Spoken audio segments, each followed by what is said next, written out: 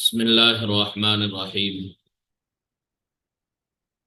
الحمد لله رب العالمين، والصلاة والسلام على سيد المرسلين وعلى آله وأصحابه أجمعين. أما بعد، اللهم لك الحمد كما أنت أهله. صل على محمد كما أنت أهله، وفعل بنا ما أنت أهله، فإنك أهل التقوى وأهل المغفرة. محترم عزیز طلباء کرام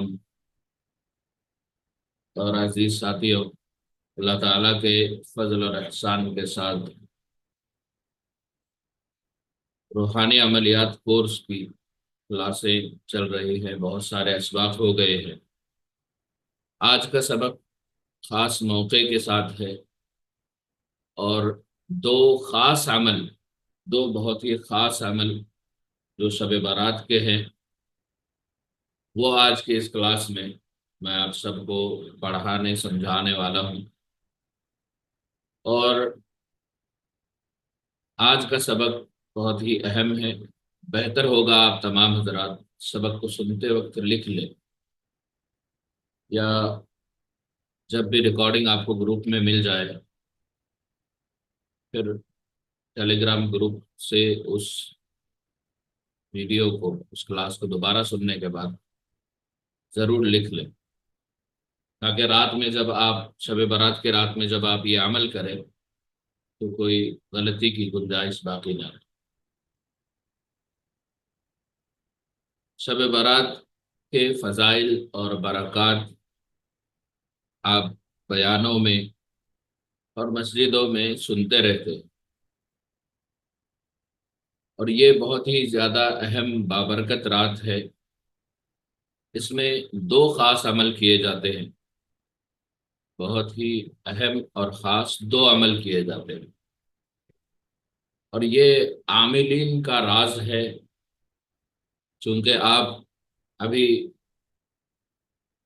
کئی مہینوں سے عملیات پڑھ رہے ہیں، اس لیے میں آپ کے سامنے یہ دونوں عمل جو بہت زیادہ اہم ہیں، جو بڑے عاملین ہیں وہ جانتے ہیں، تو میں چاہتا ہوں کہ آپ سب بھی اس عمل کو کریں اور اپنی زندگی کو اللہ کی رحمت کے خزانوں سے بھر لیں۔ اس سے انشاءاللہ آپ کے بہت سے کام آسان ہو جائیں گے، ہر مسئلے کا حل آپ کو ملے گا۔ یہ ایسے مجرب المجرب عمل ہیں کہ ان دو عملوں کے بعد دنیاوی مسائل کے لیے کسی اور عمل کی طرف آپ کو توجہ کرنے کی ضرورت نہیں پڑے گی۔ اگر آپ نے اس کو پختہ کر لیا، اگر آپ نے اس عمل کو مضبوط کر لیا، تو آپ کو دوبارہ کسی دنیاوی مقصد کے لیے، دنیاوی اغراض کے لیے دوبارہ کسی اور عمل کی تلاش کی ضرورت نہیں رہے گی۔ جب بھی کبھی کوئی ضرورت دنیاوی پیش آئے، کوئی مسئلے آ جائیں، آپ اپنے مریضوں کے لیے بھی کر سکتے ہیں، خود کے مسائل کے لیے بھی کر سکتے ہیں۔ ہر معاملے میں یہ 100% کامیاب اور درست اور بہت ہی مجرب المجرب عمل، بہت ہی زیادہ مقبول عمل ہے، بڑے عاملین کا تجربہ کیا ہوا عمل ہے، اور الحمدللہ میرے بھی تجربے میں ہے۔ تو یہ عمل میں آپ سب کو جو اس کلاس میں ہے اجازت کے ساتھ یہ عمل دے رہا ہوں، اس کا بھرپور فائدہ اٹھائیے۔ دنیا کو اور دنیا کے اسباب کو کامیابی سے حاصل کیجیے اس عمل کے ذریعے۔ اس عمل کے بعد آپ جو بھی دعا مانگیں گے، اللہ تعالیٰ اپنے فضل اور احسان اور رحم اور کرم سے ضرور قبول فرمائیں گے۔ عمل بہت ہی آسان ہے۔ جیسے آپ جانتے ہیں، ہمارے تمام عملیات کے اسباق میں شروعات اعوذ باللہ، بسم اللہ اور سورۃ الفاتحہ سے ہوتی ہے۔ اس کی وجہ یہ ہے کہ سب سے پہلے اعوذ باللہ اور بسم اللہ قرآن کریم کے شروع میں پڑھنا ضروری، اہم اور اصول ہے، قاعدہ ہے، قرآن کا ادب ہے۔ قرآن کے آداب کے ساتھ ہی پڑھیں گے، تو سب سے پہلے اس میں سورۃ الفاتحہ ہے، اور اعمال میں سورۃ الفاتحہ پہلے اس لیے پڑھی جانی چاہیے کہ سورۃ الفاتحہ میں اللہ تعالیٰ کی حمد و ثنا اور آگے بہت سے اہم دعائیں ہیں جو ہم اللہ سے مانگتے ہیں، صراط مستقیم مانگتے ہیں، اور جو ضال اور مضل ہو گئے ان لوگوں سے اپنے آپ کو بچانا چاہتے ہیں، ان لوگوں کی طرح نہ بننے کی دعا ہم مانگتے ہیں، تو یہ سورہ فاتحہ یہ کامل دعا ہے، اس سے شروع ہوتا ہے۔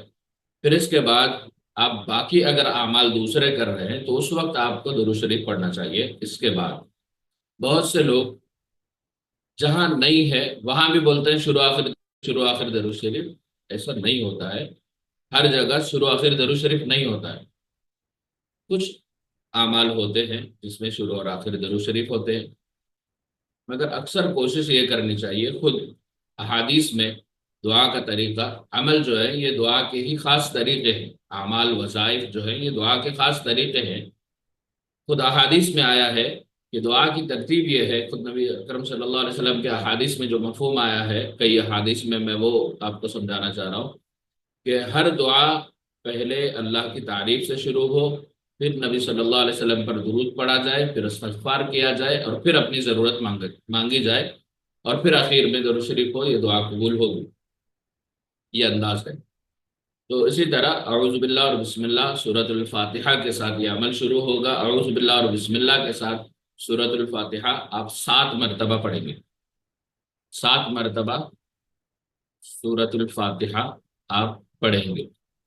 سورۃ الفاتحہ کے بعد سورۃ الفاتحہ کے بعد سورہ بقرہ کا پہلا رکوع یا مفلحون تک بھی پڑھ لو کافی ہے، یا پورا رکوع بھی پڑھ لیں گے، اس میں بھی کوئی حرج نہیں۔ یہ 3 مرتبہ مکمل، یہ پہلا رکوع سورۃ البقرہ کا، یعنی سورۃ کلام مجید میں سورۃ الفاتحہ کے بعد پہلا جو سورت ہے، پہلی سورت ہے سورۃ البقرہ، الف لام میم ذالک الکتاب لا ریب فیہ جو شروع ہوتی ہے، اس کو مفلحون تک پڑھیں گے یا مکمل پہلا رکوع پڑھ لو، یہ بھی چلے گا۔ اس کو 3 مرتبہ پڑھنا ہے، پھر اس کے بعد آیت الکرسی پڑھنا ہے 7 مرتبہ، مکمل آیت الکرسی 7 مرتبہ۔ اب بعض لوگ سوال کرتے رہتے ہیں، جان بوجھ کے وہ بنی اسرائیل کی طرح ہر مسئلے کو پیچیدہ کرنے کی عادت ہوتی ہے کہ ہر مرتبہ سورۃ الفاتحہ کے بعد ہر مرتبہ بسم اللہ پڑھیں گے یا نہیں پڑھیں گے، اب کیا ضروری ہے؟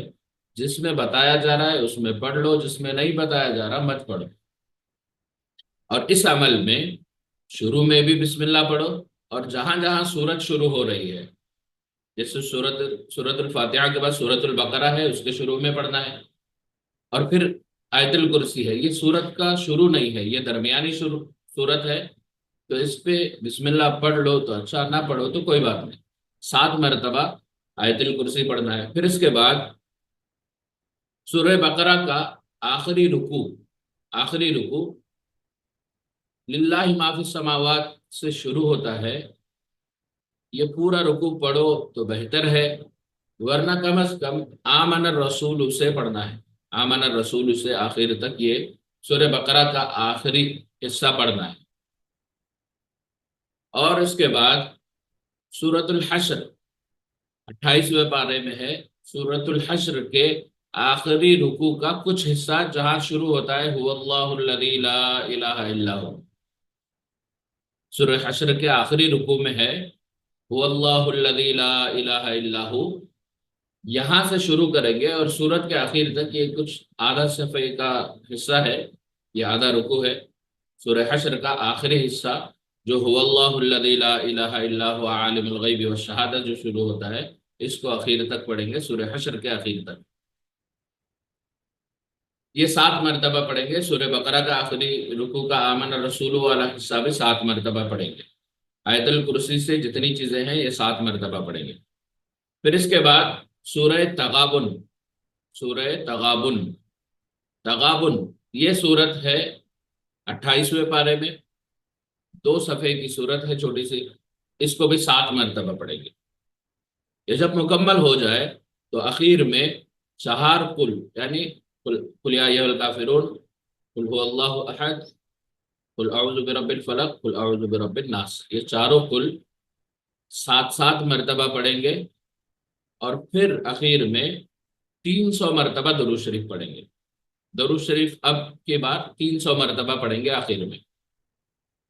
یہ عمل آپ کا مکمل ہوا۔ اب آپ بہت دل لگی کے ساتھ اللہ تعالیٰ کے سامنے آہوزاری کے ساتھ، اور اپنی تمام تمناؤں کو، خواہشات کو، اور جو بھی ضروریات ہے ان سب کو اللہ کے سامنے رکھ کر بہت زیادہ عاجزی اور انکساری کے ساتھ دل لگا کے جتنی دعائیں مانگ سکتے ہیں، سال بھر میں جتنا خیر چاہتے ہیں آپ آگے کے سال بھر میں، آئندہ آنے والے سال بھر میں جتنا خیر مانگنا چاہتے ہیں ہر چیز مانگیے۔ تمام شرور سے، تمام شر اور مصیبتوں سے اپنے آپ کی حفاظت مانگیے، خود کی، خود کے خاندان کی، اپنے علاقے والوں کی، پوری امت مسلمہ کے لیے حفاظت کی دعائیں مانگیے۔ تمام امت مسلمہ کے لیے، خصوصاً فلسطین کے مسلمانوں کے لیے بھی دعائیں کی۔ پھر اس دعا کو مکمل کرنے کے بعد اگر آپ یہ عشاء کے بعد رات کے درمیانی حصے میں پڑھ رہے ہیں تو ٹھیک ہے، آپ جا کے اس کے بعد آرام کیجئے، رات کا قیام کیجئے، جو نیند ہے اپنی پوری کیجئے، اور تہجد کے وقت میں اٹھ جائیے۔ چند رکعتیں، 2 2 رکعت سے 4 یا 6، اگر آپ پوری رات جاگ رہے ہیں، اکثر لوگ اس رات میں برکت کی رات ہے اس لیے جاگنے کا معمول کرتے ہیں، تو اگر آپ جاگ رہے ہیں تو کچھ ہی دیر عشاء کے یہ عمل کے بعد 10 15 منٹ ایسے ہی لیٹ جائیں، نیند لگے یا نہ لگے ضروری نہیں ہے، 10 15 منٹ صرف لیٹ جائیں، اور پھر اٹھے، دوبارہ وضو کریں، اور آ کر اپنے معمولات میں لگ جائیں۔ تہجد پڑھیں، 2 2 رکعت سے چاہیں 12 رکعت پڑھ سکتے ہیں، یا 10 6 8 4، 4 سے کم نہ پڑھیں، 4 پڑھنے کی پوری کوشش کریں، اور اس میں پھر وہی دعائیں جو آپ نے عمل کے بعد مانگی تھی ان دعاؤں کو مانگے۔ پھر اس تہجد سے فجر کی اذان تک اپنے معمولات میں لگے رہیں۔ فجر کی اذان کے فوراً بعد بسم اللہ کے ساتھ 40 مرتبہ سورۃ الفاتحہ پڑھیں۔ اس کے شروع آخر میں چاہیں تو بسم اللہ پڑھ سکتے ہیں، استغفر اللہ، بسم اللہ کی بات نہیں تھی، درود شریف کی بات کرنا چاہ رہا تھا کہ اس کے شروع اور آخر میں یہ تو 40 مرتبہ جو فجر کے اذان کے بعد سنت پڑھ کر، سنت پڑھ لیجئے اذان ہوتے ہی، سنت پڑھنے کے بعد 2 رکعت جو سنت ہے فجر کی وہ پڑھ لیں۔ پڑھنے کے بعد آپ سورۃ الفاتحہ مع بسم اللہ، بسم اللہ کے ساتھ، ہر مرتبہ بسم اللہ کے ساتھ 40 مرتبہ پڑھیے۔ اس میں شروع میں چاہیں درود شریف پڑھے تو بھی اچھا ہے، نہ پڑھے کوئی حرج نہیں، اخیر میں درود شریف اگر جماعت کا اور وقت باقی ہے تب آپ درود شریف پڑھ سکتے ہیں۔ اگر آپ کی 40 مرتبہ کی تعداد بھی پوری نہیں ہوئی، پھر بھی جماعت کھڑی ہو گئی، تب بھی آپ جماعت میں شریک ہو جائیے، فرض ادا کیجئے، فرض کے بعد کی دعاؤں کا اہتمام کیجئے، روزانہ فجر کے بعد کی جو دعائیں ہیں صبح شام پڑھنے والی ان دعاؤں کا معمول کیجئے، پھر جو تعداد بچ گئی تھی اس تعداد کو پورا کیجئے اگر سورۃ الفاتحہ کی باقی ہے، پھر اس کے بعد آخر میں درود شریف پڑھ لیجئے۔ یہ ایک عمل ہے۔ اس کے ساتھ ایک اور عمل ہے، اگر رات آپ پوری جاگ رہے ہیں تو آپ کے پاس بہت زیادہ وقت ہوگا، قرآن کی تلاوت بھی کیجیے۔ اور ایک خاص عمل ایک اور ہے جس کو میں نے بھی کیا ہے الحمدللہ، اور میں چاہوں گا کہ آپ تمام حضرات بھی کریں۔ یہ خاص عمل اس کو کسی ایک خاص اور بڑے مقصد کے لیے کیجیے، خصوصاً اپنے گھر والوں کے لیے، خاندان والوں کے لیے، اور تمام امت مسلمہ کے لیے آنے والے مہلک بیماریوں سے حفاظت کے لیے یہ کر سکتے ہیں۔ اور اس عمل کو کرنے کے بعد آپ کثیر پانی کا ایک حصہ اپنے پاس رکھیں اور اس کو دم کر لیں تو بہتر ہے۔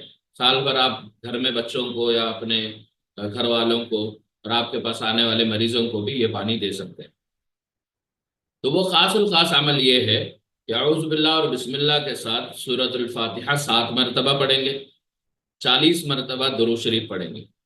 اب اس میں درود شریف ہے مگر اس سے پہلے بھی سورۃ الفاتحہ ہے۔ اعوذ باللہ اور بسم اللہ کے ساتھ 7 مرتبہ، اعوذ باللہ ہر مرتبہ کی ضرورت نہیں ہے، 7 مرتبہ سورۃ الفاتحہ بسم اللہ کے ساتھ پڑھیں گے۔ پھر 40 مرتبہ آپ درود شریف پڑھیں گے۔ درود شریف کے بعد 3 مرتبہ سورہ یاسین پڑھیں گے، 3 مرتبہ مکمل سورہ یاسین پڑھیں گے، ہر مرتبہ بسم اللہ کے ساتھ۔ اور اس کے بعد سورہ تغابن پڑھیں گے، سورہ تغابن جو 28 پارے کے پچھلے عمل میں بھی تھی۔ اب کی مرتبہ اس کو 41 مرتبہ پڑھنا ہے، 41 مرتبہ، 41 مرتبہ پڑھیں گے۔ اور پڑھنے کے بعد اخیر میں 100 مرتبہ درود شریف پڑھ لیجئے، اور تمام اپنے لیے اور گھر والوں کے لیے، سب بیماریوں کے لیے، جو بیمار ہیں ان سب کو بیماریوں سے حفاظت کے لیے، اور اگر کوئی کسی بیماری میں ہے تو اس بیماری سے شفا کے لیے دعا کیجیے۔ اللہ تعالیٰ آپ کو تعجب ہونے جیسے نتائج دیں گے۔ یہ بہت ہی زیادہ کارآمد، مفید اور شافع عمل ہے۔